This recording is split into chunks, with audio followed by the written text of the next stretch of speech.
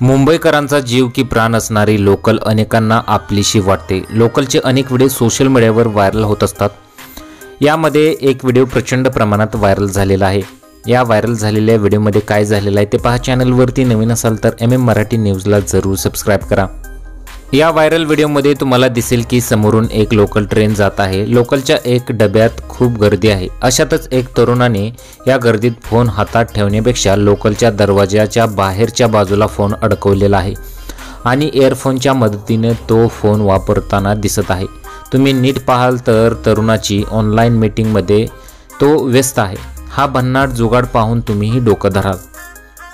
आमची मुंबई या इंस्टाग्राम अकाउंटवरून हा व्हिडिओ शेअर करण्यात आला असून व्हिडिओच्या कॅप्शनमध्ये लिहिले आहे की फक्त मुंबईत। या व्हिडिओवर अनेक युजरांनी प्रतिक्रिया दिलेल्या आहेत। एका युजरने लिहिले की मुंबईत नेहमी काहीतरी नवीन पाहायला मिळतं।